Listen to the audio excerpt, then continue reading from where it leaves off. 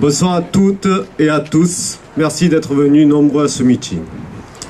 Nous le disons depuis le 5 décembre. Tous ensemble, en grève, nous bloquerons l'économie et obligerons ainsi ce gouvernement à retirer son projet réactionnaire. Ce projet de réforme des retraites à points, porté par le gouvernement pour satisfaire les exigences historiques du MEDEF et en finir avec notre système de protection collective, solidaire et universelle d'égalité. Bien qu'affaibli, notre système actuel qui, depuis sa création, a subi les attaques incessantes par les différents gouvernements, demeure le meilleur système au monde. Le meilleur système car il est encore majoritairement financé par les richesses issues du fruit de notre travail. Cet argent, c'est 35 milliards de fonds de réserve qui échappent au capital, et c'est bien cela qui est insupportable pour le patronat. Et c'est sur ce pactole qu'il souhaiterait enfin mettre la main. En effet, l'objectif de Macron et du patronat est bien d'en finir avec notre système actuel de retraite par répartition à prestations définies, et donc d'en finir avec notre sécurité sociale, en bref, en finir avec notre modèle social. Le système actuel se finance par les cotisations qui sont partie intégrante de notre salaire. C'est notre salaire socialisé et qui permettent de financer à leur tour la couverture des risques sociaux, maladie, allocations familiales, retraite, etc. en fonction des besoins de chacun. Cette solidarité se définit par chacun cotise selon ses moyens et chacun reçoit selon ses besoins. Cette notion de solidarité est bannie dans le système porté par le gouvernement et le patronat et les cotisations menacées à très court terme. Dans le système à points de Macron, le montant de la pension sera calculé sur l'ensemble de la carrière, intégrant les plus mauvaises années aussi. Cette mesure entraînera une baisse jusqu'à 30% du niveau des pensions. De plus, les périodes de maladie, chômage et invalidité seront peu ou plus prises en compte car soumises à certains critères pour attribution. Le système à points de Macron met en place un mécanisme purement gestionnaire. Durant toute votre carrière, vous accumulez des points qui, en fonction de la valeur du point, inconnue jusqu'au moment de la retraite, se transformeront en pension. Cette valeur du point, liée aux incertitudes économiques et démographiques, tout comme le niveau des pensions, seront soumis à la règle d'or budgétaire, 14% du PIB. Donc là, on nous dit clairement que d'année en année, nous serons de plus en plus de retraités, mais que le gâteau à se partager, lui, ne grandira pas. Donc, plus de parts dans un gâteau de même taille, je vous laisse imaginer la taille de la part. Ensuite, et sans vouloir tout décrypter, parce que je pense que chacun d'entre nous ici connaissant le contenu néfaste de cette réforme, donc le dernier point sur lequel on peut s'attarder, c'est bien l'idée et le faux débat de l'âge pivot. Dans le système à points à Macron, l'âge pivot serait à 64 ans. Mais le niveau de pension va pousser chacune et chacun à reculer son propre âge de départ à la retraite. Ce niveau de pension, soumis à une règle d'or qui impose que la part des retraites ne doit pas dépasser ce fameux 14% du PIB, sera terriblement bas.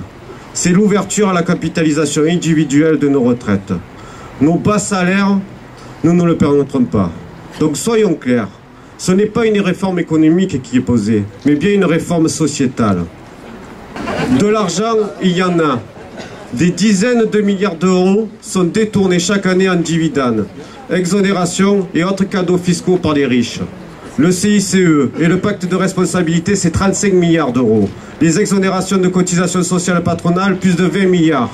Les revenus financiers qui ne sont toujours pas soumis à cotisation et les 100 milliards d'euros d'évasion fiscale par an. Le journal Le Monde titrait encore il y a 15 jours « Année record pour les marchés financiers » avec le CAC 40 qui a progressé de 28% et reconnaissant que 2019 a atteint des sommets historiques. Donc on peut se le dire tranquillement mes camarades, les moyens financiers existent amplement pour contempler nos revendications et c'est pourquoi nous exigeons le retrait du projet de loi de la retraite à points et l'amélioration du système actuel. Et l'amélioration du système actuel par le retour au mode du calcul d'avant de la réforme de 93 qui prenait en compte les 10 meilleures années dans le privé et le meilleur salaire dans le public. La suppression des exonérations de cotisations sociales qui ramènerait 20 milliards pour financer nos retraites. L'augmentation de tous les salaires, du public, du privé. Soumettre à cotisation sociale l'intéressement, la participation, l'épargne salariale. Les retraites seraient 10 milliards supplémentaires. Un niveau de pension égal à 75% du revenu net d'activité. La création d'emplois, mes camarades. Quand on sait qu'1 million d'emplois créés apporterait 13 milliards d'euros. La retraite à 60 ans à taux plein, après 37,5 années de cotisation. Le droit au départ anticipé à 55 ans à taux plein, prenant en compte la pénibilité. Car comme Ambroise Croizat le disait, la retraite ne doit pas être l'antichambre de la mort, mais une nouvelle étape de la vie, sans obligation de travail. Donc il nous faut en jouir en pleine santé, mes camarades.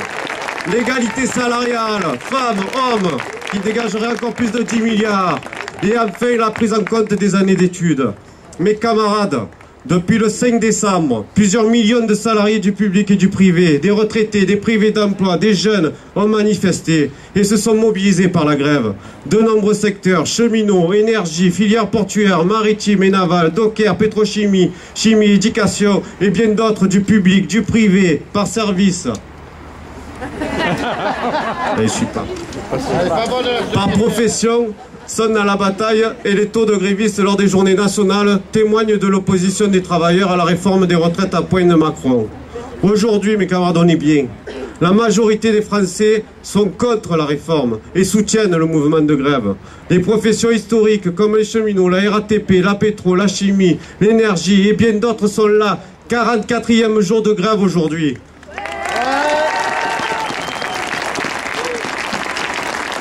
Partout, la mobilisation ne faiblit pas, bien au contraire. De nouveaux secteurs sont venus renforcer les rangs et monter d'un cran le rapport de force. D'autres signes sont encourageants et peuvent nous conforter. On le voit, c'est tout le monde du travail qui se mobilise avec des initiatives partout en France. L'Opéra de Paris en grève, qui font une représentation en pleine rue. Les agents du Louvre, qui bloquent l'accès au musée. Les avocats, très mobilisés et qui n'hésitent pas à utiliser nos modes d'action, comme organiser un barbecue sur la place du Palais de Justice de Paris lundi dernier. C'est du jamais vu, mes camarades. Et malgré tout, on a encore de la ressource. Il reste un fort potentiel de base, de secteurs à aller chercher. On est à un bon niveau. La manif de jeudi a encore été d'un très haut niveau.